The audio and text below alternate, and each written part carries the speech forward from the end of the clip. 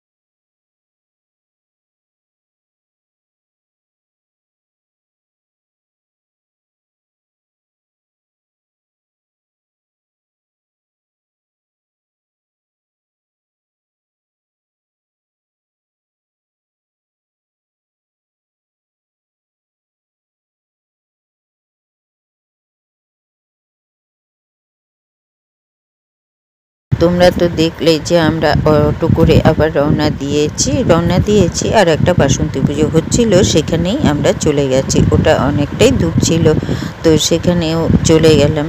তো আমরা ভেবেছিলাম অনেকটা বড় করেই পুজোটা হবে, কারণ আগের বছর অনেক বড় করে এই বাসন্তী পুজোটা হয়েছিল, কিন্তু সেটা না, দেখলাম গিয়ে ছোটই হয়েছে।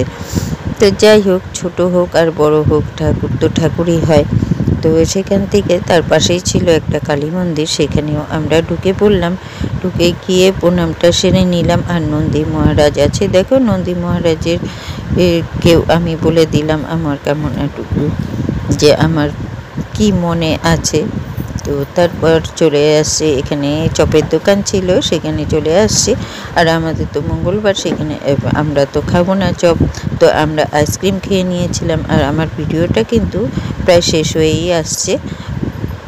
তো আমার ভিডিওটা যে যেখান থেকে দেখছো অসংখ্য ধন্যবাদ। আর আমার ভিডিওটা যদি কোথাও একটু ভালো লেগে থাকে, তাহলে আমার পাশে থেকে বন্ধু হয়ে যেও। আর আমার ভিডিওটা দূর দূরান্ত থেকে যারাই দেখছো, তাদেরকে অনেক অনেক ধন্যবাদ। আমার পুরনো বন্ধু বা নতুন বন্ধু হোক, তাদের সবাইকে। আর এই ফুলগুলো দেখেই আমরা বাড়ি ফিরবো, কিন্তু ফুলগুলো খুবই সুন্দর, সেই জন্য তোমাদের সাথেও শেয়ার করে নিচ্ছি। ফুলগুলো দেখেই আমি আমার ভিডিওটা কিন্তু সমাপ্ত করব আর বাড়ি ফিরবো। তো শুভরাত্রি, টাটা।